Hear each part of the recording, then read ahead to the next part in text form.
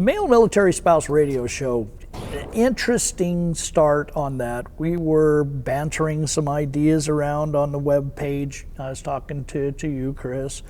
We got together with all of the machospouse.com, looking at all of the videos that were going on, and it dawned on me, why not do a radio show? I mean, I was just bouncing around the idea in my head, and then you and me, Chris, we were sitting down one day, and you said, well, why don't you just do it? And I looked at it and looked at the website and said, yeah, I could do this.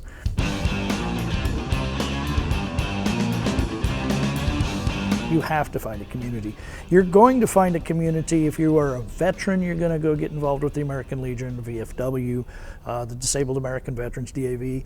You will find that type of community. Bikers will find their own, if you're a motorcycle enthusiast who likes to put on the leathers, you're going to find a bike club, a motorcycle club if you want to go hardcore, but you're going to find a bike enthusiast group to get involved with. If you're a golfer, you're going to find a golf course that you can go knock around the little white ball for a while and revel in everybody else getting those ridiculously low scores that you could never possibly ever achieve. But you go because that's your community. Yeah.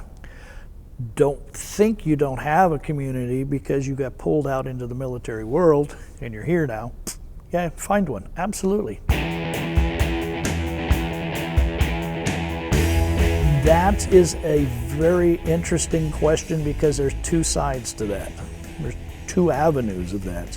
There's local, so that you have personal interaction, and that type of community is important.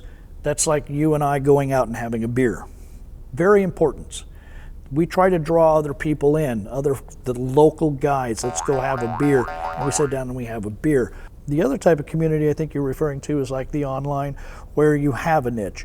The machospouse.com, the radio show. And this is the type of, this online community is how you find out who those people are, who those guys are, and get it to work much easier than a phone call. I hope, because it's a lot like teaching. I have no idea whether I'm helping anybody with any of the tidbits that we put out there, but because it's a podcast, because it's live when it's recorded, but it's available as a podcast at any time anybody ever wants to download it. If they can eke one little piece of wisdom from it, I will probably never know. So it's like being a teacher. I'll never know if I was ever successful in helping anybody. But I want to help. I want to do stuff. I like to train. I like to counsel, and talking on the radio also helps put a voice to some of these names we see on Facebook, because it's Facebook, as personal as it is very impersonal.